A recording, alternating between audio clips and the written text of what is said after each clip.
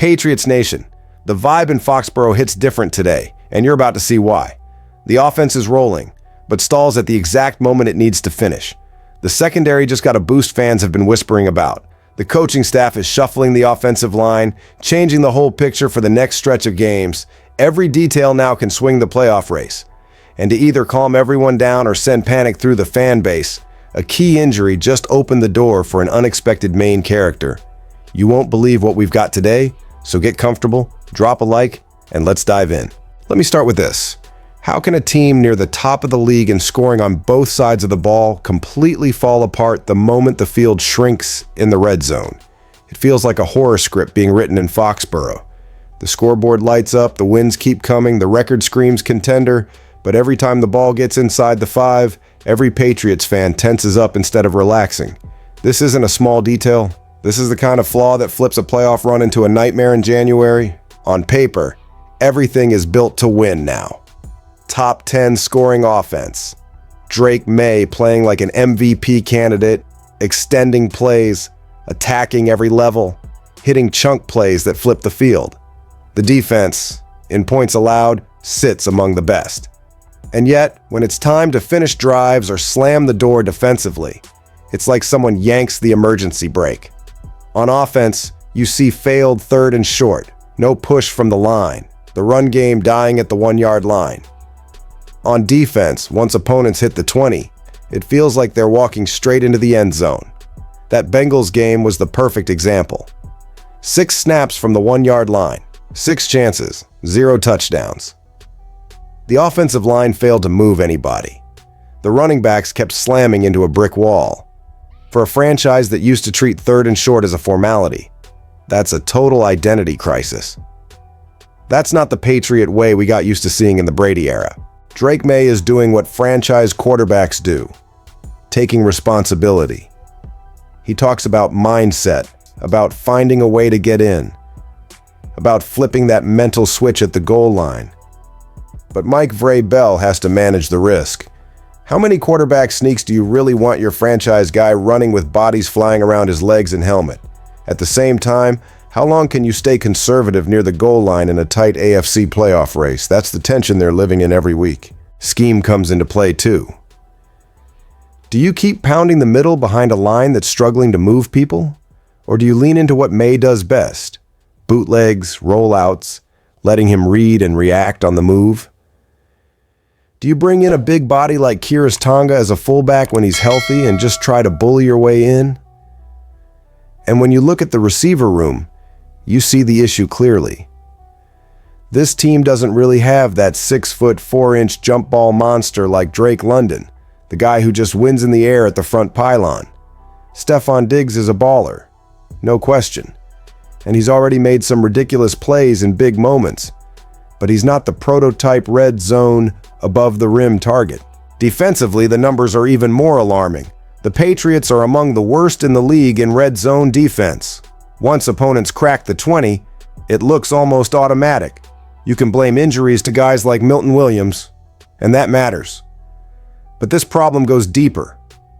It's about communication, leverage, tackling, and that killer instinct to hold teams to 3 instead of 7. In January, those 4 points decide seasons. So here's the crossroads, Patriots Nation. Either this team cleans up its red zone operation on both sides of the ball now, or that beautiful regular season record is going to feel very empty when the pressure hits in the playoffs. I'll throw it back to you. Is this more about play calling, personnel, or pure attitude when the field shrinks and every snap feels like a season on the line? While we're trying to catch our breath from all that red zone drama, there's another storyline shaping the season. Depth at cornerback. When Alex Austin landed on injured reserve, the immediate reaction was, okay, we still have Christian Gonzalez and Marcus Jones. But who rounds out the rotation when teams start throwing everything at us down the stretch? That's where things get interesting, because the answer might be a mix of internal development and outside possibilities. The staff's first move was to reward someone who's been grinding behind the scenes. Miles Battle. A long, fluid corner who's been flashing in practice. He's the kind of defender coaches love. Tall, physical, smart, and willing to do the dirty work. Verbel went out of his way to praise the scout team, and that's usually a sign. When a head coach publicly shows love to guys buried on the depth chart, it often means one of them is about to matter on Sundays. Battle has been stacking good weeks, and this promotion is the payoff. With Battle up, another opportunity opens behind him. Kobe Minor is a name to keep in mind. He flashed in camp, brought energy and edge, and plays with that chip-on-the-shoulder attitude that has a long history of fitting in New England. He's not guaranteed snaps, but this is exactly the type of situation where a young corner can force his way into the conversation just by being too competitive to ignore. Even so, you can feel that question in the air. Is this enough for a team with real Super Bowl expectations?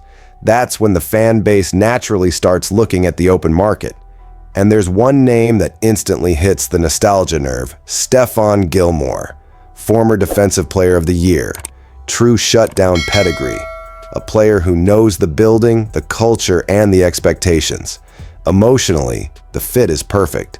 From a football perspective, adding his experience to a young, talented room could tilt a playoff game in your favor. There are other veterans too: Cameron Sutton, Kevin King, Cam Dantzler, guys who've had solid stretches in this league and could be trusted as a fourth or fifth corner. They won't sell jerseys like a star, but in a tight playoff game, a reliable rotational corner who doesn't panic on 3rd and long can be as valuable as any big-name signing. At the same time, there's real appeal in betting on what you already have. Gonzalez is playing like a true CB1, shadowing top receivers and shrinking passing windows. Marcus Jones is one of the most versatile defenders on the roster, impacting games from the slot, outside, and on special teams. Carlton Davis is slowly finding his rhythm, bringing that physical press man presence that wears receivers down over 4 quarters. So here's the decision. Do the Patriots double down on internal development and let this group grow together under pressure, or do they go get a veteran to stabilize the room and push all the chips in for a deep run right now? That choice will say a lot about how this organization views its own Super Bowl window. In the middle of that debate, something symbolic happened inside the locker room. Miles Battle didn't just get a 1-week elevation. He locked in his spot on the 53-man roster. That changes how we look at him and how the defense is built. A guy who was just a name on the scout team a short time ago suddenly has a real chance to be part of the game plan, especially with key games coming up. Battle has the kind of profile defensive coaches dream about. 6 feet 3 inches, long arms, enough speed to stay in phase, and the patience to trust his technique. We saw a glimpse of it when he got on the field against the Bills last season and didn't flinch. He read routes, stayed calm, and competed at the catch point. Now, with Austin sidelined and the team searching for answers on the back end, Battle is walking into every young corner's dream scenario: meaningful defensive snaps at a crucial moment in the season. Bringing back Brandon Crossley to the practice squad might look minor on paper, but it adds fuel to that internal competition. Crossley is quick, instinctive, and plays like someone who's been doubted before. He keeps the level high in practice and makes sure nobody in that room gets too comfortable. Vrabel always talks about competition driving growth, and you can see that environment forming in this secondary. Meanwhile, the offensive line is going through the exact opposite. Instead of adding pieces to a strength, they're scrambling to hold the unit together. With injuries piling up, especially to Will Campbell and Jared Wilson, the front office had to react quickly. Thayer Munford Jr. joined the active roster, and Bill Murray returned to the practice squad as depth. These aren't luxury signings, they're emergency reinforcements. Emotionally, the loss of Campbell hits hard. He wasn't just another rookie, he was stabilizing the left side, especially in the run game and in protections where May needed an extra heartbeat in the pocket. Without him, pressure increases on everyone: Lowe, Brown, the play caller, and even May himself. Protections have to be cleaner, the run game has to be more efficient. Mistakes up front are more costly than ever. That's why Battle's rise feels symbolic. While the offensive line tries to survive, the secondary finds a new pillar. One unit is patching holes, the other is discovering new upside. The roster isn't perfect, but it's resilient. And that kind of balance can matter a lot when the games start to feel like playoff football. While the defense is reshaping itself, the offense just got the kind of news no one wanted confirmed. Will Campbell, the Rocket left tackle, is officially on injured reserve. Patriots fans felt that like a punch to the gut because anyone who's watched this team closely knows how vital he's been to Drake May's comfort and to the identity of this offense.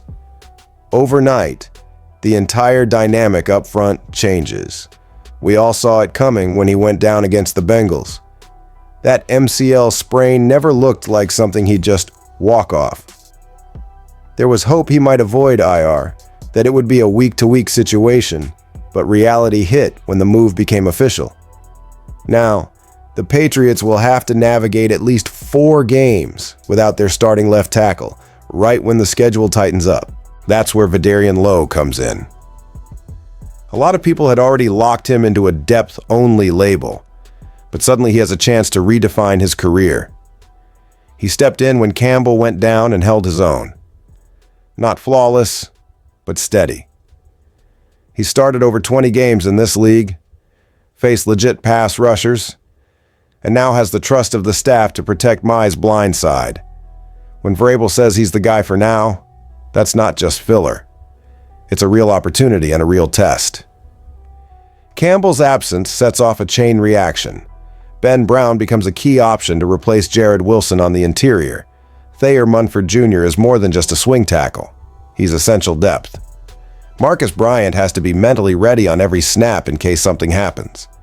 Morgan Moses carries extra weight as the veteran right tackle, helping keep protections organized and the locker room steady. Then you look at the defenses coming up. Giants, Bills, Ravens, Jets. 4 physical, aggressive units that love to test protections, disguise pressures, and come after quarterbacks. This isn't a gentle ramp-up. It's a full-on stress test for Lowe and the entire left side of the line. Every snap is going to be scrutinized. The priority could not be clearer. Protect Drake May at all costs. The franchise can't afford free runners screaming off the edge or unblocked blitzers destroying the timing of the offense. One wrong hit at the wrong time can change the whole trajectory of this season.